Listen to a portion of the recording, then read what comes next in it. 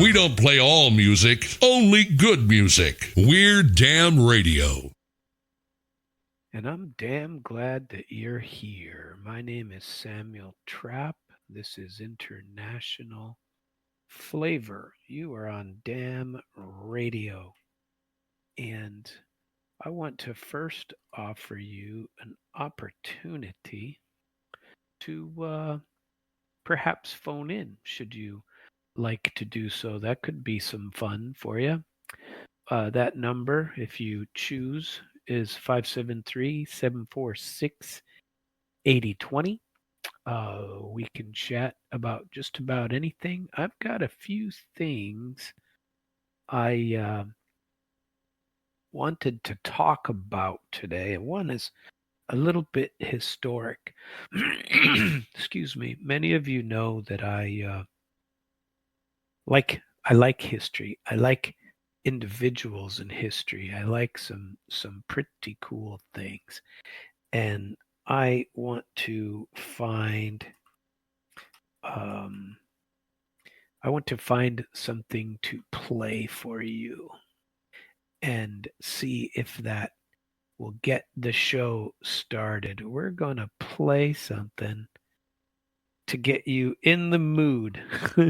This could be a little bit odd, but I want to play it because this is one interesting fellow I'm going to talk about tonight, and I have always had quite a love for this guy. And this is one of two, one of 10 of my favorite shows. So to give you a little bit of a maybe a historic background, most of you know that I was a diplomatic interpreter under the arms control treaties of the United States, both during the Soviet era and then later during the Russian era. And I have many disagreements with what we have done since that time and how things have really worked out for us, which haven't been too great in my humble opinion.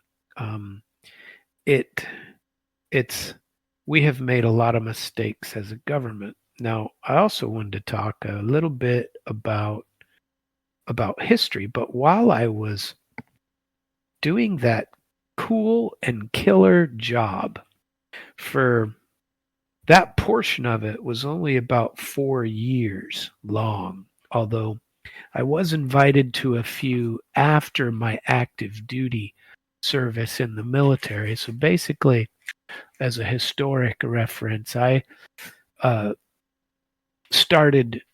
I lived in Washington D.C. from 1990 to 1994, and during that time, I had a diplomatic passport and traveled with the State Department, basically, although most of us were military.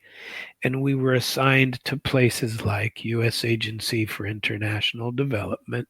We were part of that group. And then my political beliefs started way before that.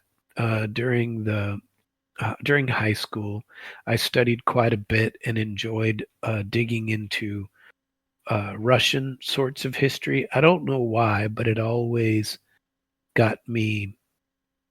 I always thought, there it is on the other side of the world, and here they are. Who are these bad people? Because we always heard how horrible they were. And then when I joined the military, and I had a wonderful, wonderful teacher of Russian language. And, I apologize for being repetitious because I may have said something, I probably have said something about this before. My teacher was extremely unique. His name was Mr. Tannenbaum. He had switched his name from the Russian word to the German word because in Russia he was known as Mr. Yolkin. Now, Yolkin and Tannenbaum mean the same thing. Tannenbaum is, of course, Christmas tree, O Tannenbaum, O Tannenbaum. You remember that from your own celebratory Christmases, I presume. And but when he came over in the 70s during some of the purges they had for Jewish people, and there was a good number of them that came over after World War II during those time periods and leading all the way up. It's always been very popular for the people who, a lot of people in the East dreamed of being West and that kind of thing. But I got extremely lucky to have a teacher who loved his culture, loved his country's culture, loved where he came from, loved all the stories. We would read things like Lermontov, and we would, Lermontov was an author who talked about the steppe areas, the plains, the high plains of between eastern, southeastern Ukraine, and all of the Russian, and they were in the 1800s in these, and he died in a duel or something like that, and that was there were some popular things, and Lermontov wrote some great stories, and so I had a teacher who would pass out these stories to us and gave us a different perspective, even though we were learning about we were learning the Russian language to be, well, I don't know. Some of us were supposed to be interrogators. Some of us were supposed to be intercepting voice and radio transmissions like me. That was going to be my job. And so it was intercepting Russian radio and translating what it said. And there were people who would focus on written. Some would focus. Mine was focused on listening, and there were people who would focus on speaking. Well, mine changed halfway through because they keep an eye upon you as well when you go through the school, especially back then, because Russian is not an easy language to learn, and it's very difficult because all of your verbs can have 17, 18 endings depending on how you're using them in a sentence, and how foreigners get jacked up is trying to get all the endings correct. And I still don't get them all correct. But the funny part was that because Russia also had 15 languages, there were a lot of people that also made mistakes. They could be from somewhere else. They could be from Georgia, but speak Russian, and they would have a Georgian accent and make mistakes with the endings of words or the beginnings of words, because every verb has beginnings and endings that are kind of interchangeable. And there's many things to learn. And so if people were coming from Ukraine, sometimes you can spot that because their Russian is a lot softer than the Russian of the Russian people from central, where Moscow is, or from Tatarstan, or from those places. And just like in America, you can pick whether somebody is a Southerner. Somebody might say, y'all, y'all guy, y'all. Texas was full of y'all, and Minnesota was full of yous guys and youans and stuff like that. And you tend to start to pick that up. Well, my teacher was always an interesting guy. In the first day of class, he basically told us how his system was going to work. He explained his little picture system, and we got very fortunate, the 10 of us that were in that class. We didn't know it that day, but we found out pretty quickly, because he said, scared the crap out of all of us, he said, I'm going to explain my little system to you here for about the next hour, maybe 2 hours, and then I will only speak to you in Russian, and I will never speak to you in English again. And we're all like, ah, what are we going to do? We're going to flunk. This guy isn't going to explain stuff to us. We're in trouble, man. And he stuck to that for the most part.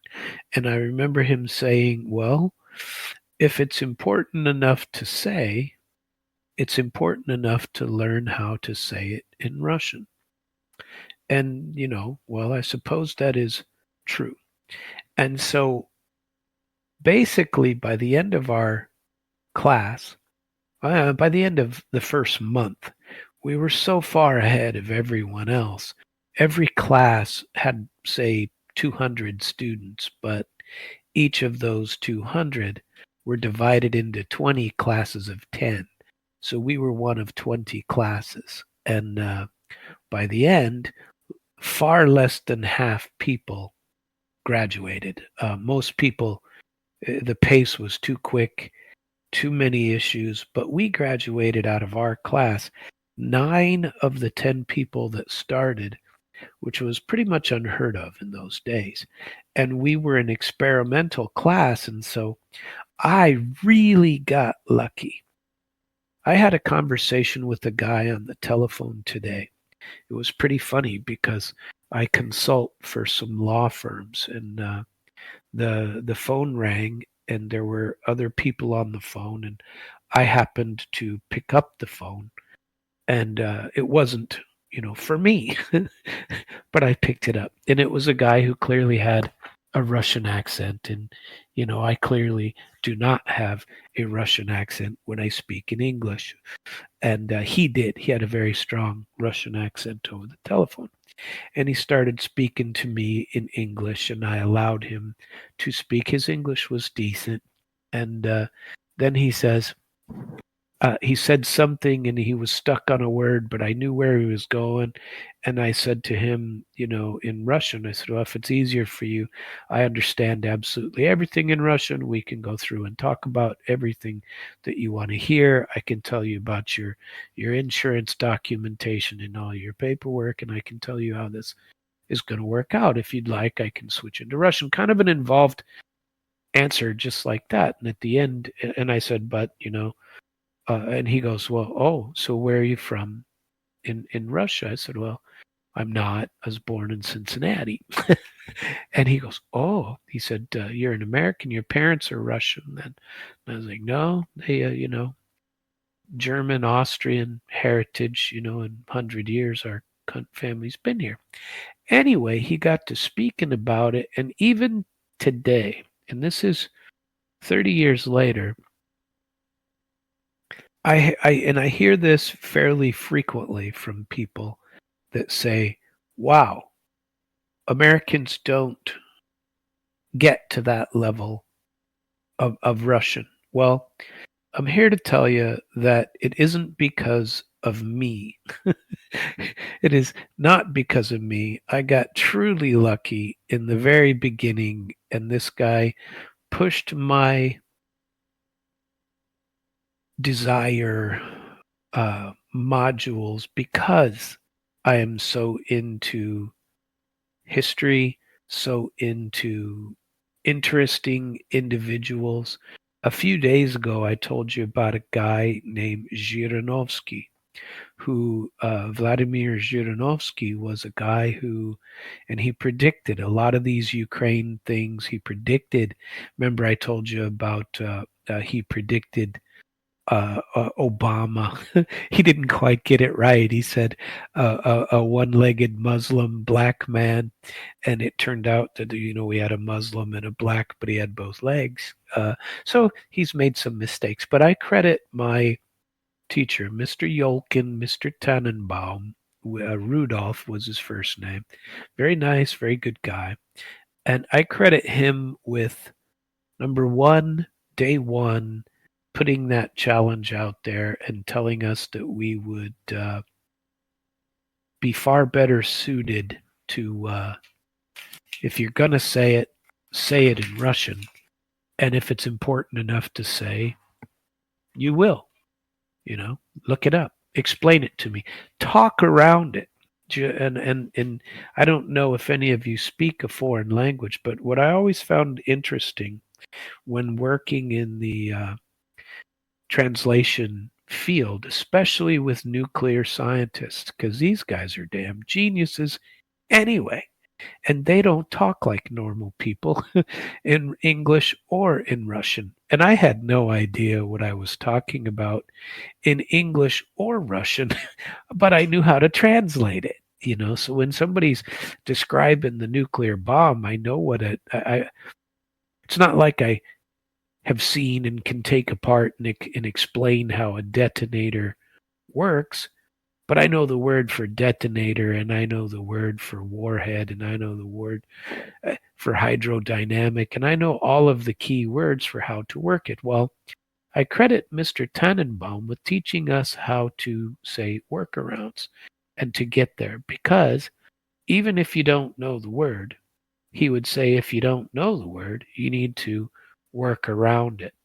And that could be as easy as, I want to have eggs for breakfast this morning, but you don't remember the word for eggs, and you say, those little round white things that you break open, and there's a yellow uh, ball of surrounded by some white stuff, and you learn how to work around the word. And I remember having discussions about how our tax programs worked. We were always in a vehicle going somewhere.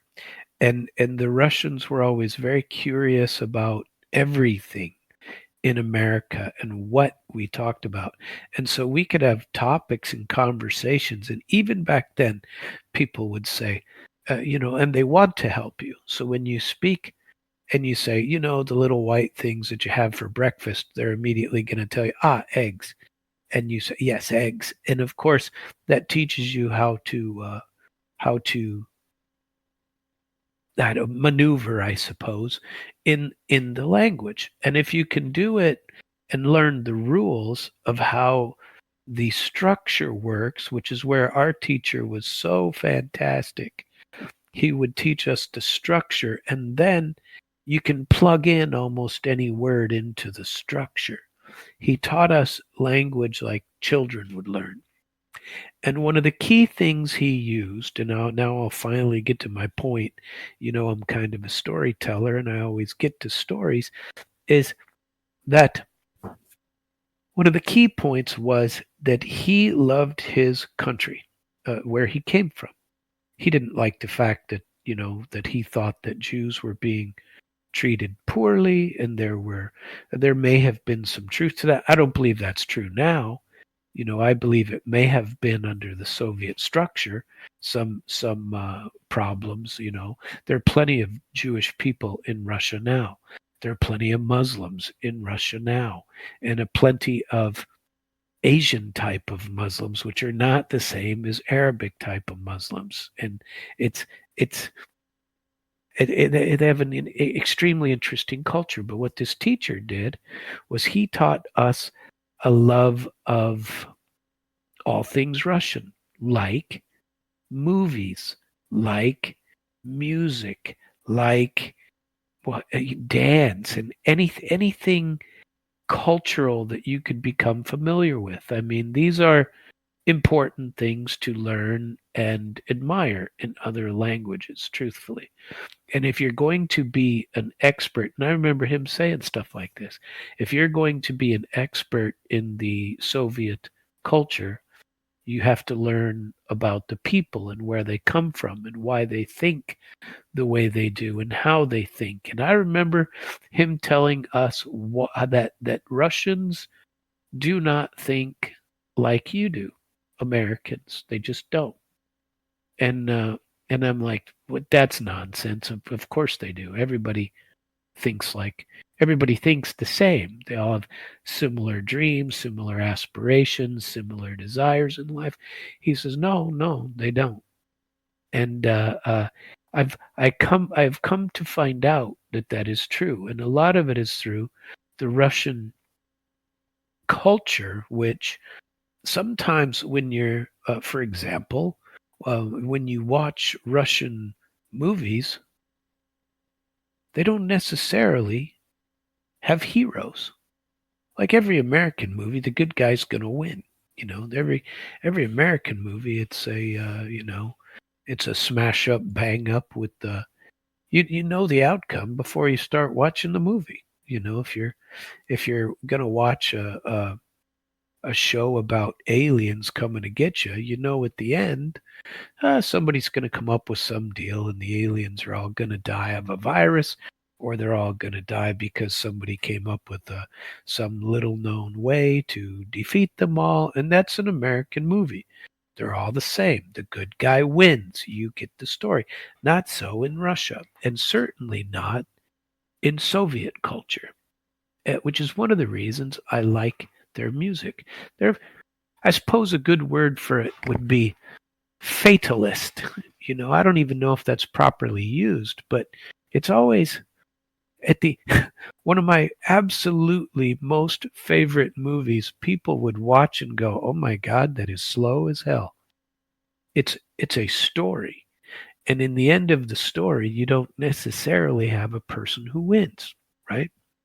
And it's called Spring on River Street, and it's done in Odessa, a city in Ukraine, back when it was uh, Soviet Russia, Soviet Ukraine, and it's a love story, and in the end, love doesn't show up.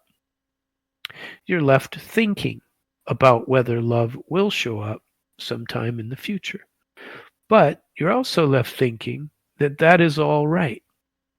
That both people are where they need to be. And it is such a different thought concept. And there are many, many things like that and no wonder they end up thinking differently. And they think that way. Well, all of this long commentary for the last 20 minutes to get you to the point of one of the other things that got me such a strong and relevant, for me anyway, because I was going to be working in that area, basis was watching Russian comedies, watching Russian movies, learning Russian music, reading Russian books. I remember the first time I read Tolkien in Russian, and my teacher actually suggested it, and somebody gave me The Hobbit and all three of the Lord of the Rings books in this cool little paperback bound thing, and I might have gotten it at like the Christmas party that we had at the school, where everybody brings a gift, and you do the everybody brings a gift and everybody leaves with a gift, but everybody's not buying everybody gifts. You just have all these gifts, and you play some sort of musical chairs game, and everybody ends up with a gift, but you don't know who gave it, you don't know who brought it, you don't know anything, you just leave with it. And I believe that's where I got it. But it was one of the coolest things ever, because I loved Tolkien. I've read Tolkien in English 5-10 times, to be truthful, in my lifetime. And now I've read it in Russian probably 2-3 times, over the years. And it definitely helpful, especially if I had read the book in the past, since I knew the content of the book and I was reading it in English. All of the difficulties, you would learn. That's where I learned the word. I mean, why would you learn the word wizard, which is volshebnik? Why would you learn that in general in class, in a military class? You're not going to talk about wizards. You're going to talk about the oreshnik, which is a weapon. You'll talk about, I don't know, Capitan and Mayor and General, and you'll learn all of these words, but you might not necessarily learn what a volshebnik is. And so I learned about culture. And one of the biggest places I learned about culture, and one of the people that I like the most, and who was the somewhat controversial, was a guy named Vladimir Vysotsky. And Vladimir Vysotsky, there are a lot of people that love and listen to him over there, even today. There's a very recent um, series on TV, whether you call it whatever you call them, sitcoms over here, I guess you call them, and it's called The Grand. It's about a hotel and people that work in the hotel, and I watch it because it's kind of comical. And sometimes I'll watch that, and you know, sometimes when I watch those comedy things like that, they're a little bit hard to get some of the conversation because they're speaking in colloquialisms and comedy and stuff like that. But you learn stuff when you watch them. There's one, they have the kitchen staff and they got the wait staff and they have all the other people that are there. Well, there are two guys. One's a Kazaki kid that works downstairs in the maintenance department with this old Russian guy. And the old Russian guy, and he's not really that old. He's maybe 60. And he is always sitting in the maintenance room listening to Vladimir Vysotsky. And as an American, you don't necessarily run into Vladimir Vysotsky all the time, but if you've ever heard anything Russian, you might hear this. One of his most favorite songs, or one of his most famous songs, is "Я не люблю." I don't like. "Я не люблю." I don't like this. I don't like that. And he's basically going through an entire list of all the things that he doesn't like. And so it's that song, I learned ages ago, along with a couple others. I had bunches of them. And just because I want to play you a little bit of this song so you can see exactly what I'm talking about, and hopefully it's not too loud.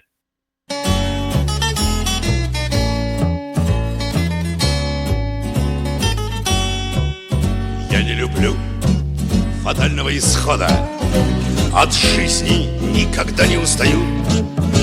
Я не люблю любое время года, в которое болею или пью. Я не люблю. And so you hear that voice, and he's one guy with a guitar on the stand, and it gives you, the words mean something. And basically he's saying, I don't like fatal outcomes. I never become tired from, I don't like that I will never be tired of life. And he has these, as he goes through, he's telling you his approach to life, basically. And, I don't like cynicism. I don't like that. And, all of these things that he's talking about, I don't like any time of year where I am sick or that I drink too much, what I mean? And he goes on in these things. And in English, of course, it doesn't quite translate. It won't get you there. But you begin, when you hear things like this, you begin to understand a tiny bit about the culture. And they just love this guy. And his name is Vladimir Vysotsky. The guy I told you about the other day, Vladimir Zhirinovsky, that guy is a guy who they forever had people, he was forever giving, what do you call it, predictions and telling people how they should live and why, and the mistakes of the Soviet Union, the mistakes of Russia, the mistakes that the West are done. Those are interesting. This guy, Vladimir Vysotsky, was a pretty much a defiant voice of the people. And he kind of got away with it, and especially when everybody was so constrained because he was so famous. I went to museum of his in a little, not a fairly big city named Naberezhny Chelny. And in Naberezhny Chelny, they have a small museum of Vladimir Vysotsky. And he lived there during several periods of the year. Like, he'd live there for the winter, and he did it 3-4 years in a row, and he would perform locally. He wasn't from there. He just ended up, and he worked at the Moscow theaters for the most part, but he also had this place where he showed up, and he had a flat there in Naberezhny, and he also left some of his things, and they had this cool collection of stuff. And I was the only person in the museum that day. I went over there particularly to see that museum of Vladimir Vysotsky, and it was nothing but 2 rooms full of stuff that he did, full of little music trinkets that and stories about his. And there was an old lady in there who toured me around and said, "Where are you from?" And not a word of English from her. She didn't understand. And she goes, "You know Vladimir Vysotsky?" And I was like, "Yes." How, he's extremely famous, all over the world. And he changed things in the Soviet Union. He had an ability. This is a story of a person who changed things. And I have a small story to tell you about this. In 1980, tens of thousands of people in Moscow flooded the streets around Taganka Theater. And they weren't there for the Olympics, which were underway, but to mourn a raspy-voiced bard whose death had barely been noted in the official press. A simple notice on the door announced the cancellation of that night's performance of Hamlet, without even mentioning that its star, Vysotsky, had passed away. Yet the outpouring of grief at his funeral, which was the largest public gathering in Moscow since the death of Stalin, spoke huge. And by the way, the lady told me that in Naberezhny Chelny it was the same. That theater where he performed was just flooded after he passed away. And even now, it's a testament to the incredible love that the Soviet public held for a man who, in life, they had tried to ignore him, the power people, but they couldn't, because everybody thought he was he spoke for them. You know what I mean? Like, I suppose you could say he'd be similar to a Bob Dylan type here. I remember when I first heard of Bob Dylan, I was dating this little girl in Denver, Colorado, and I went to her house, and her mother was crying over Bob Dylan and something that had happened, and he wasn't even dead, but not that maybe he was. No, I think he's still around, actually, but I really don't remember. I have no idea. But she was crying, but people just loved him as well. But he was born in 1938. He was more than just an entertainer. He was a phenomenon. He was a singer, a songwriter, poet, an actor. He was in this cool little film that I've seen a couple of times, a series, like 8 to 10, that he was an inspector, an investigator, a detective, and it was pretty cool. He was an outspoken cultural voice in an era of very serious censorship. You could hear how gravelly his voice was, "Ya nilu blue, fadal voice hoda," and that's, he talked that way too. And so it was pretty interesting. He had millions of Soviet citizens that were frustrated by things that were happening in the Soviet culture at that time. He was an honest voice that and was forever being watched. And in the tightly controlled culture, he was never granted fame. He wasn't given fame, but he got it anyway.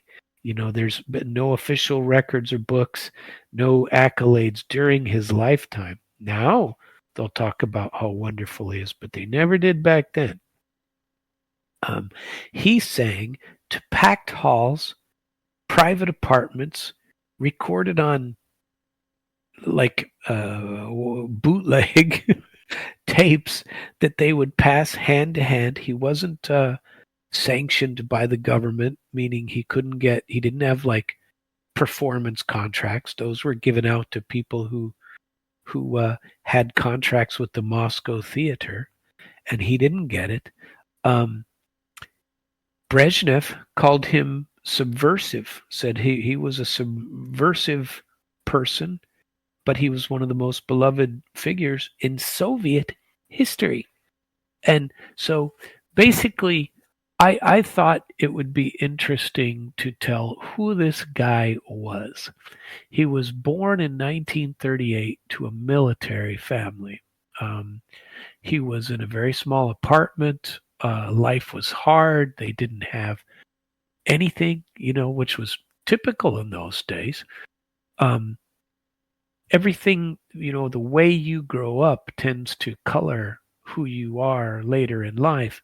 And they say that he would talk about it in some of his songs. One of his songs was called "One Bathroom, 40 People," and a lot of people. And by the way, this is still a popular. Maybe it's not popular in the sense of the word that it is, but we don't really live like this. But it was popular in Soviet times, and they still have them today. I've quizzed about them. I've talked about them, and they are communal homes. So think about this. You go into an apartment building, but instead of the apartment building, so the apartment building will have 5 floors.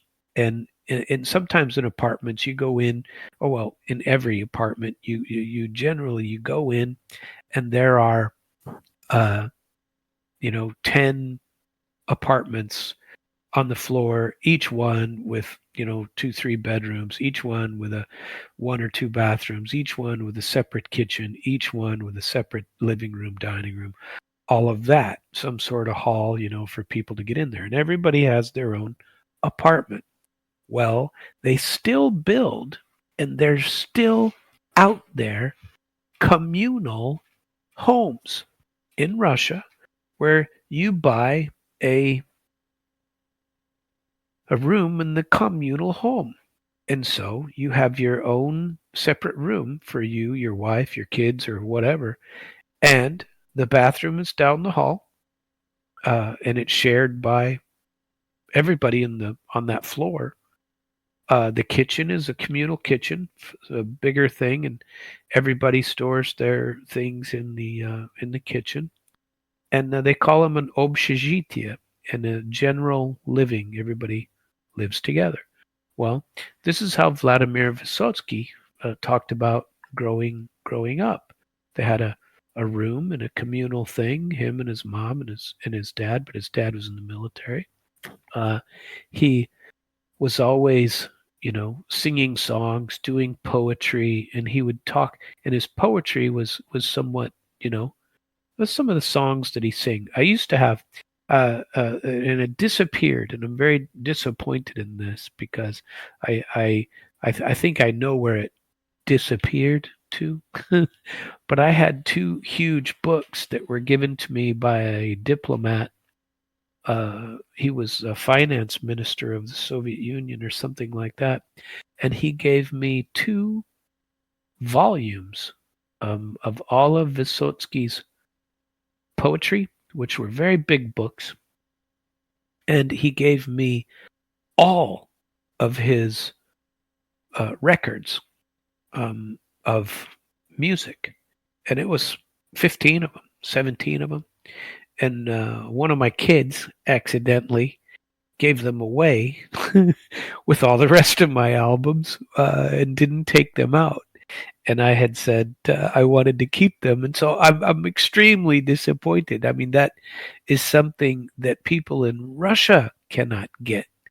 And I had all of his music, and I used to listen to it all the time. Kids would make fun of me when they were growing up, but they liked some of the songs too, or the beats of some of the songs as they would come out. Well, this guy was a pretty famous guy, and he had an instinct for reaching people through words.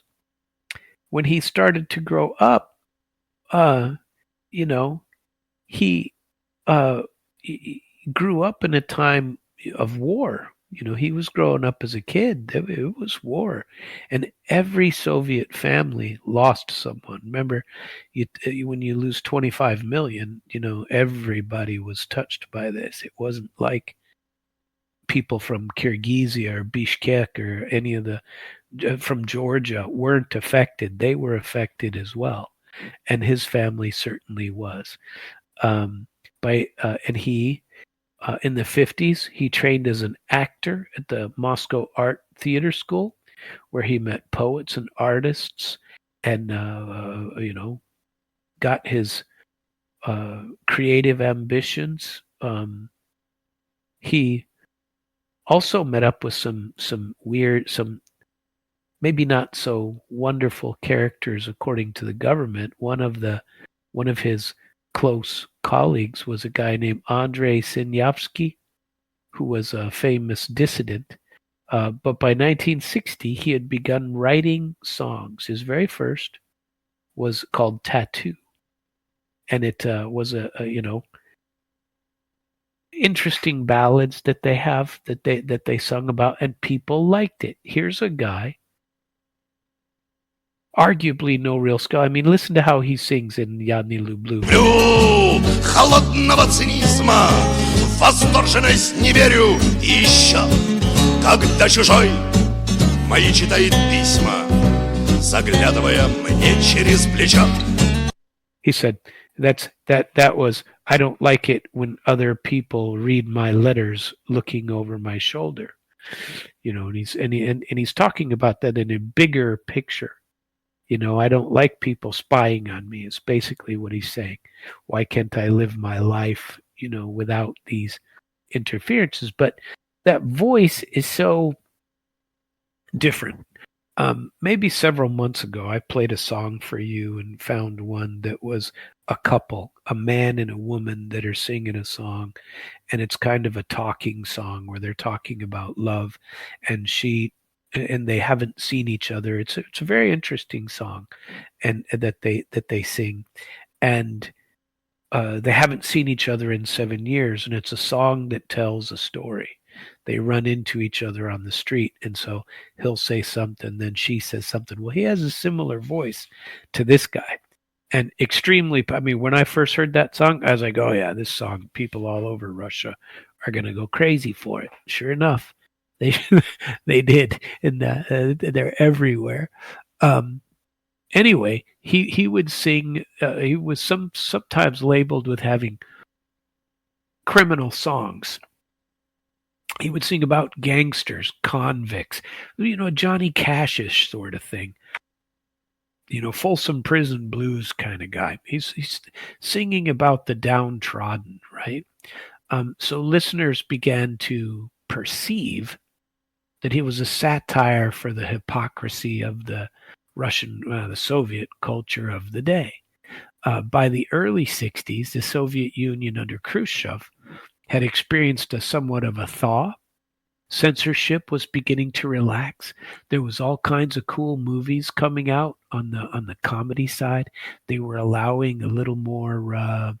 Stalin's no longer around. They were overcoming that horribly oppressive time period where, you could not question, or you could end up dead. And they acknowledged these things. They acknowledged that Stalin changed their country, but the way he did it was probably, he changed them from a small agricultural place to a large industrial powerhouse over the course of his terror reign. And so remember, Vysotsky was born coming out of that, and so and there was other people who would carry around guitars too. He wrote lyrics and music for hundreds of songs and usually accompanied himself on an acoustic guitar. He was raw, intense.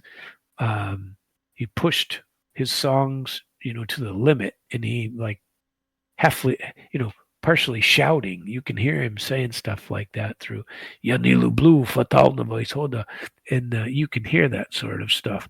And what set him apart was kind of I suppose, his honesty and wit in his lyrics. Officially, people weren't really heard like this in official Soviet art. Nobody talked about prison inmates, drunkards, black marketeers, disillusioned war veterans, psychiatric patients, corrupt bureaucrats, people that survived the gulag, even animals and fairy tale figures. Whether and people seem to kind of address this to themselves. A scholar said that he was way ahead of his time with laughing at public obsession and Soviet politics. And so he was very satirical when he would say some of these things. And so although they would take him serious, it wasn't like he was attempting to say that the Soviet Union was a bad place. It was more of a, there you go. Like me saying that I believe America in part to be, somewhat.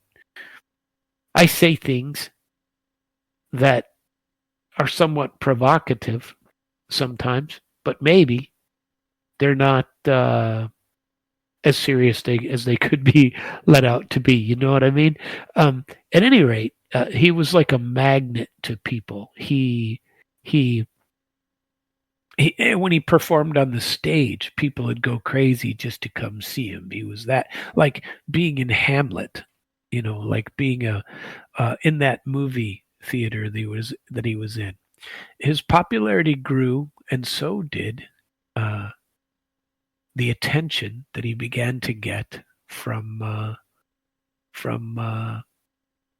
the bigwigs, the power people. He was a target of a press campaign to discredit him in the 60s. In 1968, the government newspaper Sovietskaya Rossiya published a denunciation of what it called an epidemic spread of immoral and smutty songs that promoted criminal world values, alcoholism, vice, and immorality. His name wasn't printed, but it was clear who they were talking about when they put it in. Another article in Komsomolskaya Pravda tried to link him to the black market profiteers selling bootleg tapes of his music in Siberia. The message from the state was not ambiguous at all.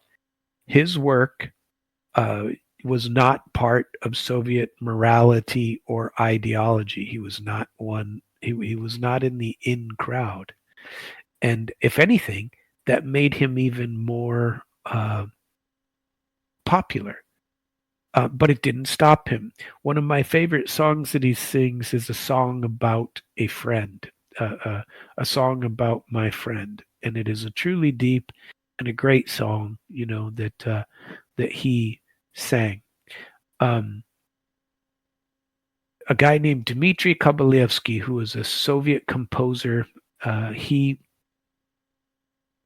excoriated him for this song and the radio station for having put his popular Song of a Friend and called it unworthy of being put on the Soviet airwaves and was a low product. And then the Ministry of Culture branded him an anti-Soviet scum in a dressing down delivered to a playwright who had dared to incorporate Vysotsky's ballads into a stage production. These were like remnants of Stalinist era, writers like, getting rid, the purges and trying to limit what people could say. Now, when I was learning Russian, my teacher was Mr. Tannenbaum Mjolkin was very much into Vysotsky. And I remember him playing some of the songs for us in class and telling us that this is extremely popular for people in Russia, and listening to it is kind of like saying, I get it. I'm not anti-government, but I certainly get it. I understand it. I understand why and where people are coming from. Um, you know, uh, the language that they were using against him, Vysotsky had clearly, with his music, was touching the nerves. His songs about rough characters were antithetical to Soviet-era propaganda, which would always tell sanitized, uplifting tales about, good workers and heroic patriots. Even that movie I was telling you about, which was definitely sanctioned by the government, the one Spring on River Street.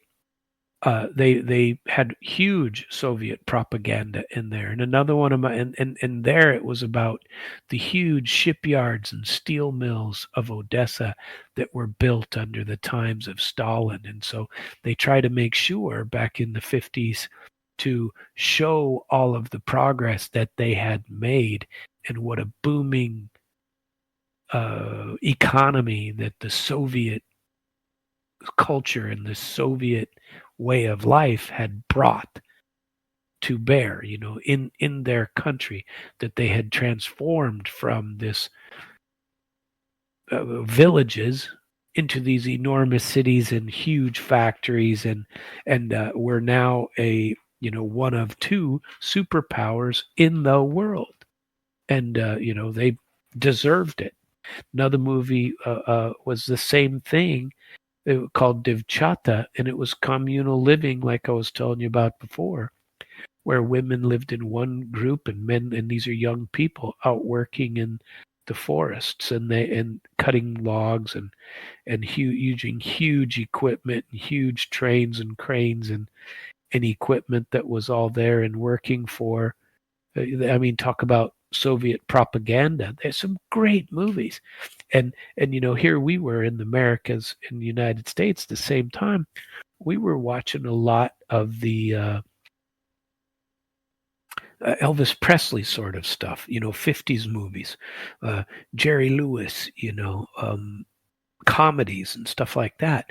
And we were watching very much of that kind of thing, but ours had, its own style of propaganda as well. We nowhere near as bad, but we had some of that, going on as well.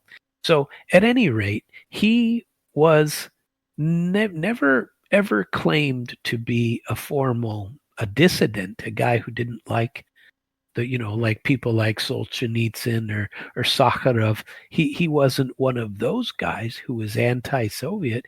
He didn't denounce the Communist Party, didn't call for political reform. In fact, he never said anything overtly anti-government. Instead, he was a master of the language. He would put any criticism in a metaphor or a metaphorical way, where he would have humorous wordplay and sly statements that Soviet listeners could interpret, but censors couldn't really say much about. They couldn't really tell him. For example, one famous song from this time period is called The Wolf Hunt, Охота на волков. And it talks about a hunt in which wolves were encircled by red flags and then gunned down. And so the listeners understood it as an allegory for individuals being trapped and persecuted by Soviet authorities, but he could always go, wait a minute, this is a song about animals. This is about wolves. And another one called Instructions Before Taking a Trip Abroad, he satirized the strict regulations on Soviets traveling to other countries overseas. In the monologue of the song, a bureaucrat warns a traveler not to behave as stupidly as they do at home. Kind of a cheeky swipe at some absurdities, but put under the cover of being an authoritarian was given it. They had to read between the lines to find these things, but read between the lines they did. And so they, could pick out these songs. As several cultural commentators during the time period said that his satirical criticisms were just masterfully layered into eloquent vocal depictions of everyday idiosyncrasies of Soviet life. And he could speak the truth without provoking the wrath of the bureaucracy, which he did. But in 1968, the campaign to vilify him, he had been, before he turned 30, effectively blacklisted from Soviet mass media. State record labels wouldn't publish his music. During Vysotsky's lifetime, Soviet TV would never broadcast any concert he did live. Never. In 1974, he did get a release of a single, a single, not an album, but a single. And so you understand how crazy it was that I had all of his record albums because they didn't exist. And I had them all. They'd be worth a fortune if I had it, because they were originals too. This guy was the guy who gave them to me was very connected, and I told you he was like the Minister of Finance or something of the Soviet Union. He used to travel over to the U.S. with these huge bags of money. It was pretty funny. He'd get off the plane and have this big pile of cash, and want me to help him figure out where to, how he could store it and put it in the bank, and or he'd have later he would start bringing over all these Bank of the USSR. I have some hilarious stories about trying to cash those things. He'd bring over the Bank of the USSR $50 notes, but he'd have like $200,000 worth of it, and he's supposed to cash all these things. So how many is that you got to sign in order to cash him in? So we would go in some bank in Las Vegas or wherever, try to cash these damn things. We'd be there all day trying to get him cash because, I was like, man, there's got to be an easier way for you to bring this money over. And he goes, well, you guys don't like it when we bring cash. Well, no, it's rubles. How are we going to transfer to rubles? We're not in New York, Anyway, I digress a little bit, but I had some interesting things that went on in that time period. But old Mr. Vysotsky was blacklisted. Melodia finally in 1974 put out some of his war-themed music. It was only a very tiny portion of creative work. None of his poems were allowed to appear in official print, like magazines or books, under Brezhnev's rule. His exclusion from Soviet publishing and recording was kind of a de facto censorship and stunted his formal career. He commented in a 1975 poem he wrote, "I haven't been published," was the name of the poem that they printed, and he goes, "They don't print me. Well, I don't mind. I'll keep writing in fits."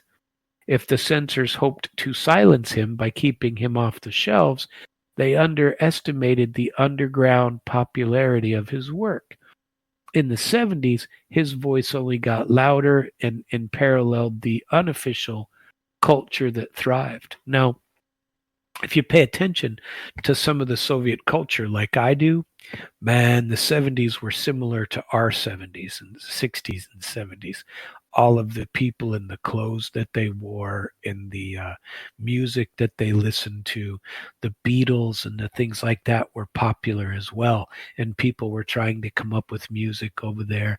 Even the movies you watch from that time period are also very much Western focused, where they wanted to also be part of the world. The music, I remember watching something and having people come out dressed like the Bee Gees or John Travolta from the time period was just, it's amazing. But they also followed some of that. And remember, he was around during that time period too.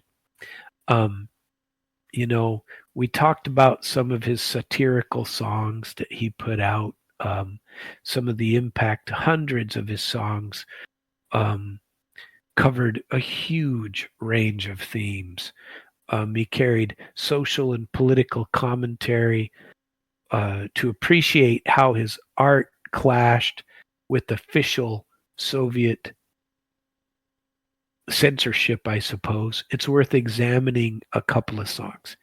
And I already told you a couple of them. There's 4 or 5. The one about the wolf hunt is an allegory for persecution. He paints a scene of wolves hunted in a forest.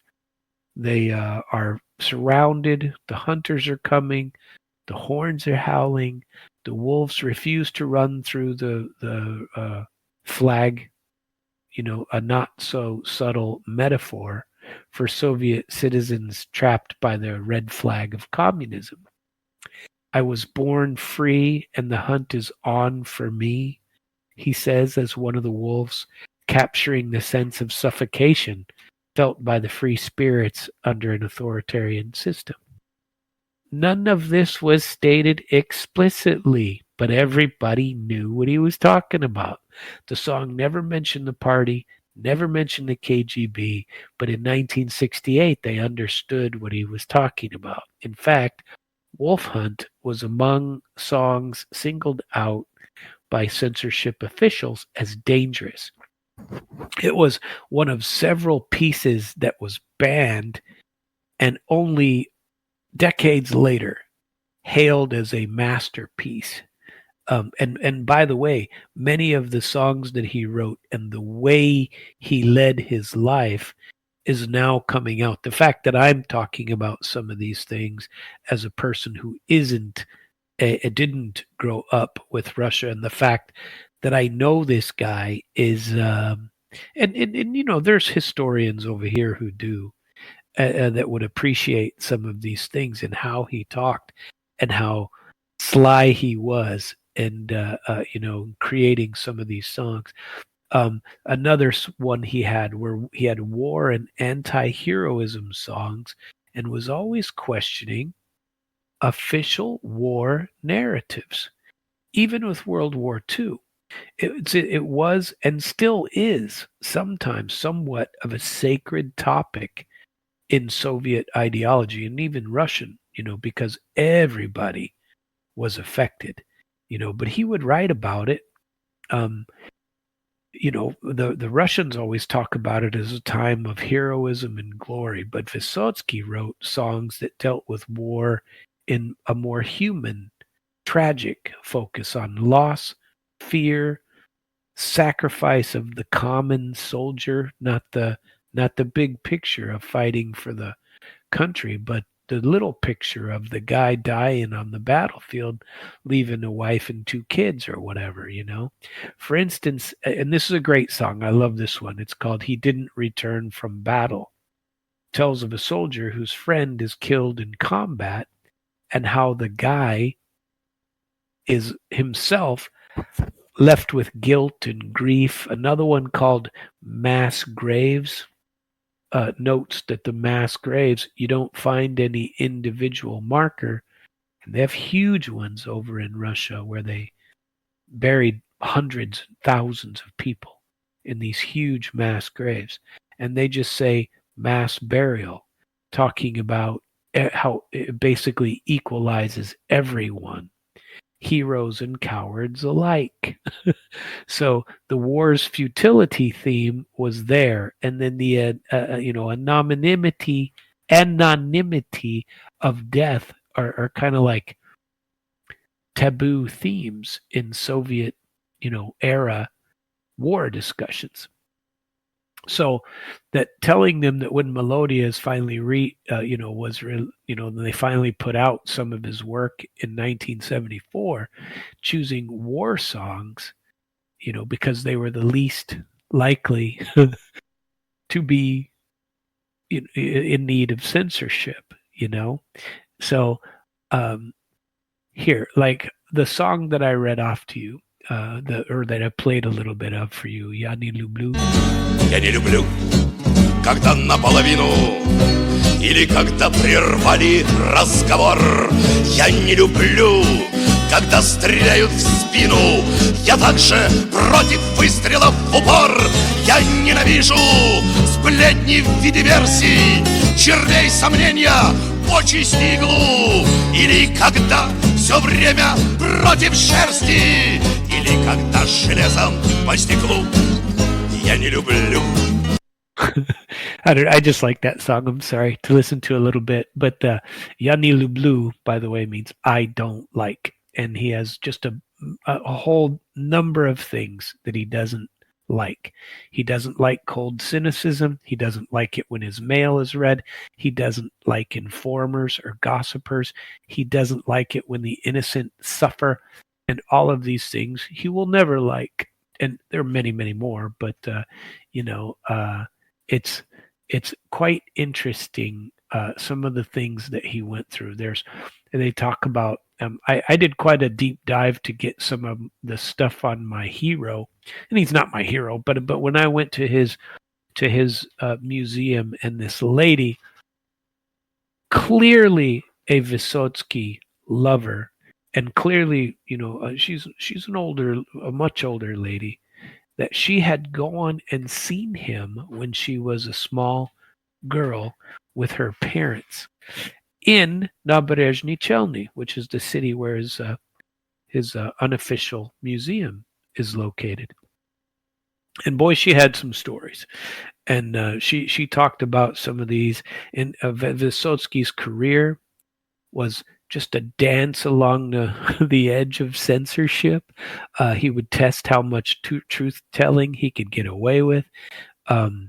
CBS, Dan Rather did an interview in 1977 with him, and he said, "In a way, Vysotsky plays a very dangerous game, but he seems confident he'll get away with it. He's not defiant, but he's not submissive." Vysotsky himself, kind of paradoxically, once said, "Since everything is prohibited, they will approve anything." In other words, under a regime that tried to ban all independent expression, any song that slips through the cracks gains value. So, but the authorities did interfere with his life in concrete ways beyond blacklisting. Concert censorship was a frequent problem for him. Artists were supposed to perform only at state-sanctioned concerts, which are organized by the official Entertainment Bureau, and their set lists had to be approved in advance. Now, there's something here in America that they tried those things in the 50s also. They wanted to have people approve in advance what the song lists were going to be, and that is against our Constitution on freedom of speech, because you're banning something before it is heard. How is that free speech? And there's case law regarding it. I did some research on it not too long ago for another purpose, and it's quite interesting to read how our Constitution goes through all that stuff. Now, the Russian Constitution is much more free these days, and it's no longer that sort of thing, but it is in some countries. I mean, truthfully, Ukraine is very, very backward when it comes to this. But he was always, his repertoire was full of unapproved songs, and he would give, what he would do would be to give semi-private concerts at trade union clubs, universities, factory auditoriums, which is what he did all the time in Naberezhny, and even apartment buildings, under the pretense of creative evenings and other excuses. So people would get together and kind of have a jam, but it's only him playing and singing. So these sort of events were immensely popular, and every once in a while the authorities would crack down on him. It was not uncommon for Vysotsky's concerts to be canceled at the last minute by nervous local officials, or for the electricity to fail mid performance if somebody tipped off sensors. Canceling concerts without notice was one of the most difficult things in his life. He traveled extensively throughout the Soviet republics, all of them, to give concerts. In 1971 and 72, he went on a lengthy tour of Siberia and performed in cities and remote towns outside of official concert circuits. And when he returned, the Ministry of Culture filed a lawsuit against him for conducting unsanctioned concerts, basically performing without state permission. Facing a heavy fine and a potential ban, he did something bold. He wrote a defiant letter to the Minister of Culture, Pyotr Dmitriev, appealing his case. So, perhaps recognizing the risk of making a martyr of a popular artist, the authorities relented. The outcome was absurd. Vysotsky was granted the status of a Philharmonic artist, which meant that he was nominally attached to a state concert organization and could be paid 11 rubles and a half per show. In essence, they retroactively legalized and tamed him on paper, but they fined him 900 rubles for what he did, a huge sum, which was about 8 months of his salary, to remind him who the boss was. Not him, in other words. So this showed that repression, but that he had some power too, because he got an accommodation. His letter to Dmitriev dripped with irony and firm self-defense. I wasn't able to find it, but it demonstrated that he was not afraid to stand up to them. Another area of control was the profsayuzes, professional unions. Recognition by these unions, like Writers' Union, Composers' Union, was crucial for artists. It gave them legitimacy and benefits, and for years Vysotsky was shut out of them. He wasn't a member of the Composers' Union or the Writers' Union. His songwriting didn't count as serious composing or poetry. In 1975, he was finally allowed into the Cinematographers' Union thanks to his growing film resume. I told you about a bunch of them that he was in. An article at the time noted this meant he was no longer viewed officially as anti-Soviet scum, but was a bridge between state-sanctioned film elites and free-thinking artists. It was a very small win that helped him get more film shows, but true literary recognition only came after his death. None of his over 700 poems and song lyrics were published in a book while he lived. His first poetry collections appeared in the late 1980s during Perestroika, and that's what I had a copy of, in the original version. And now, of course, it's gone. Horror Stories of Sam, brought to you by Sam. One of the most intriguing aspects of Vysotsky's life is that even with the Soviet establishment, he had admirers and protectors in very high places. Rumors swirled, and some evidence supports, that Leonid Brezhnev himself was a fan of Vysotsky's art. His own daughter, Galina Brezhnev's, was known to enjoy the Moscow bohemian scene, and she and her circle listened to Vysotsky. In one incident in 1977, Vysotsky traveled to New York without an official exit visa, taking advantage of a loophole during a trip to France, And he was interviewed on American television, CBS News with Dan Rather. And in that interview, broadcast in the U.S., Rather framed Vysotsky as officially tolerated dissident and suggested the Soviets might fear that he would defect. But Vysotsky calmly assured him, "I love my country and I don't want to do it any harm, and I will not defect." He pointed out that he'd left and returned several times, joking that if the government truly feared him, we'd be having a very different interview. Meaning, he wouldn't be allowed to travel or speak freely if he really were an enemy in his own country. When Soviet officials learned of his unauthorized TV appearance, some in the Politburo were furious. Vysotsky had broken protocol and spoken to a Western audience. Punishment was discussed, but Brezhnev, then aging and ill, intervened. According to Marina Vladis' memoirs and other sources, Brezhnev asked Vysotsky to perform a private concert at his daughter's home so the ailing leader could listen by telephone from the hospital. And there are several sources for this, where that came up. Vysotsky agreed and serenaded the general secretary in secret. The gesture placated Brezhnev, and the one admirer who counted the most, Brezhnev's daughter, shielded Vysotsky from many severe consequences for his American escapade. As one account noted, by performing for Brezhnev, Vysotsky succeeded in pissing off the authorities and getting away with it.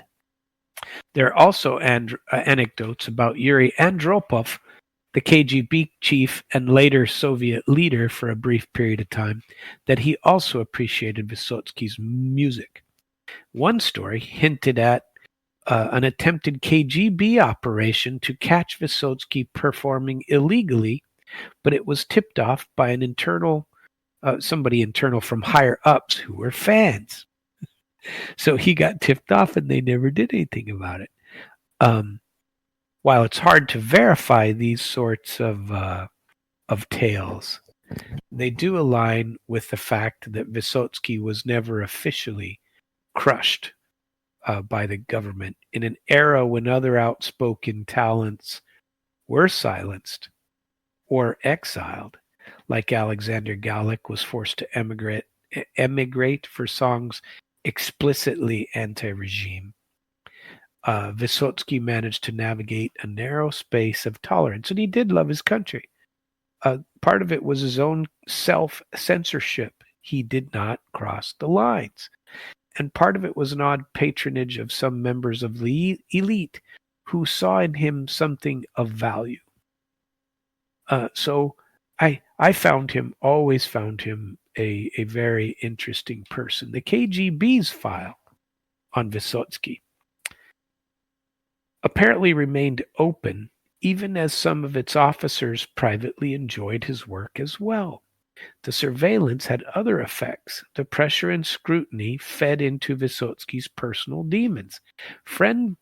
Some of his friends believed that the stress of being under constant watch, combined with the frustration of censorship, contributed to his alcoholism and drug dependency.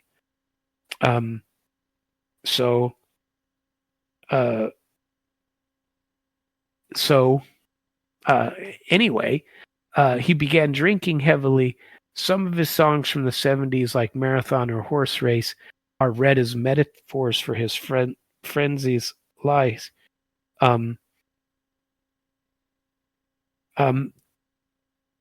Sorry, I have had a bit of a distraction going on.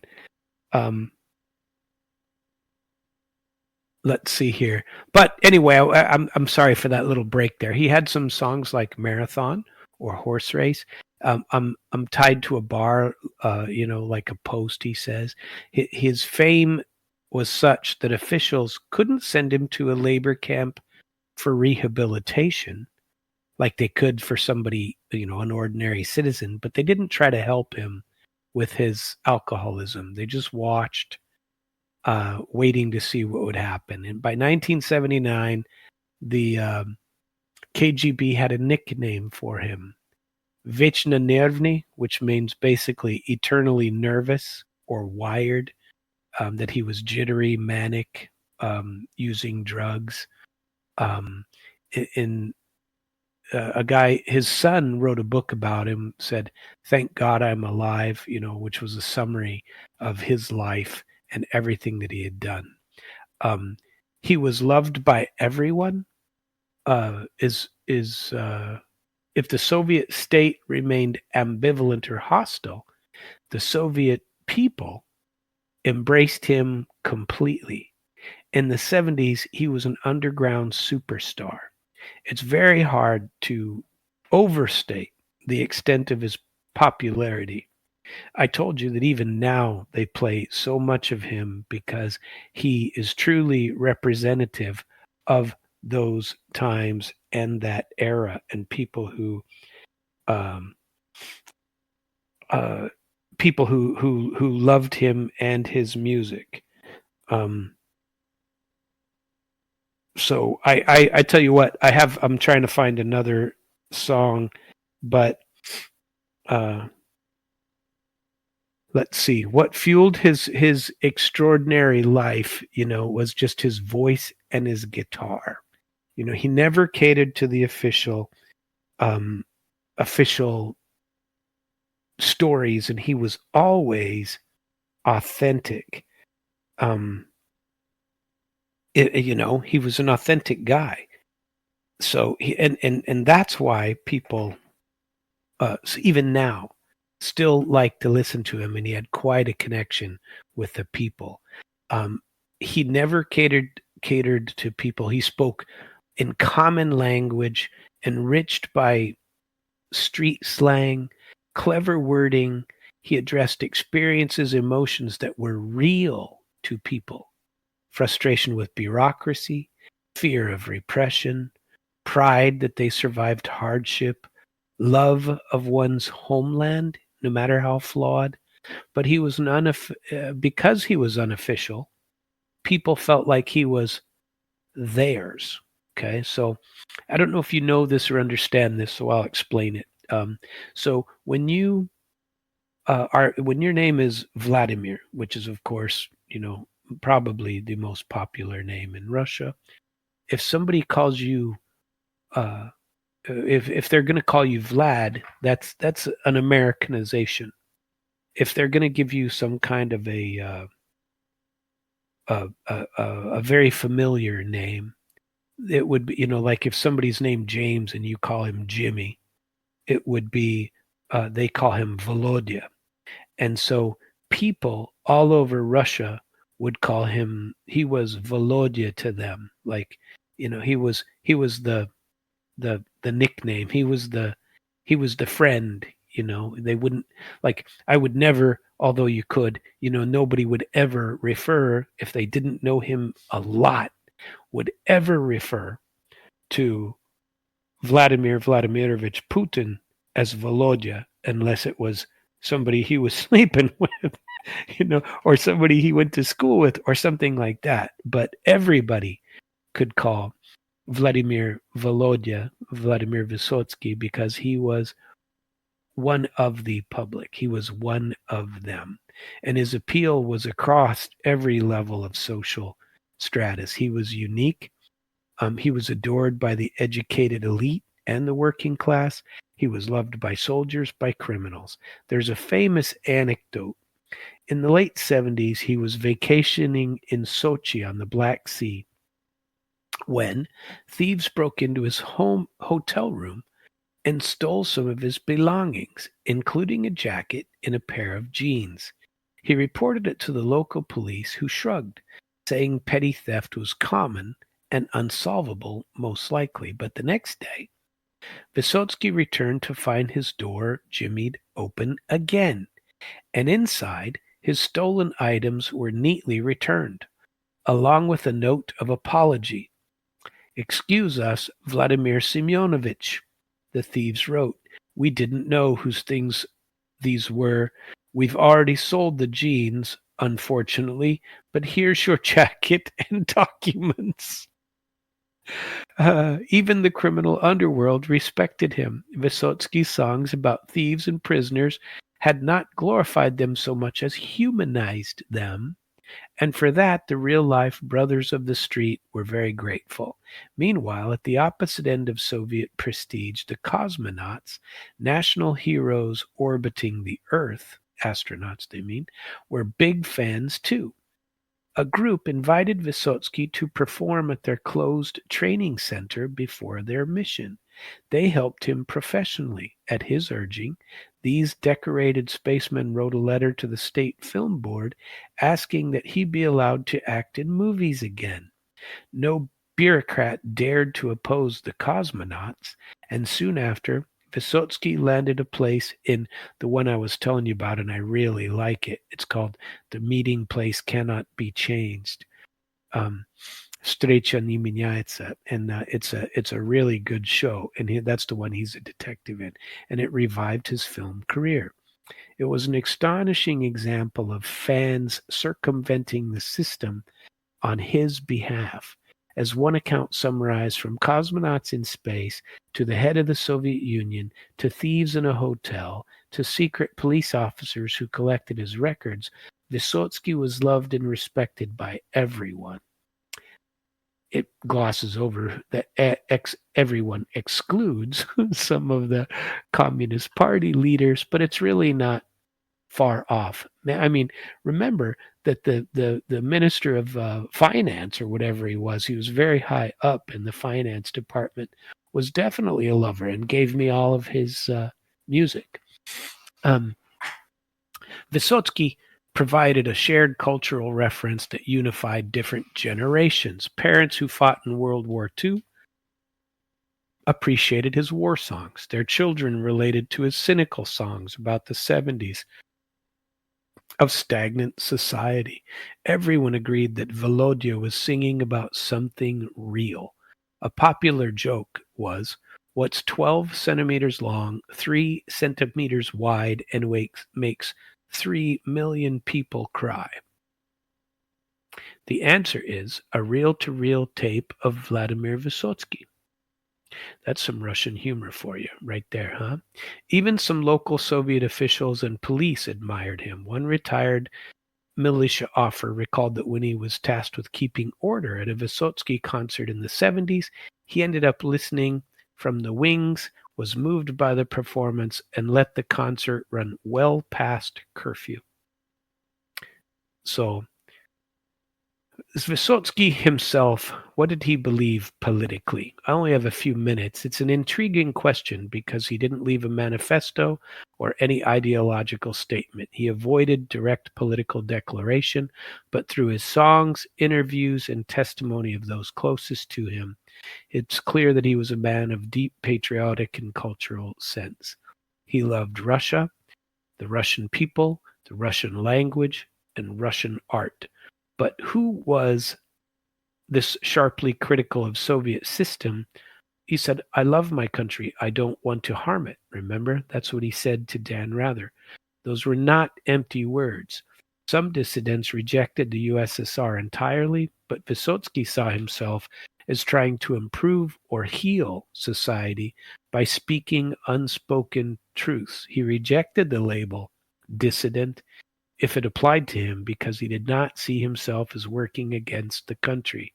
He embodied a kind of loyal opposition, loyal to the people and the culture, opposed to the abuses of the regime.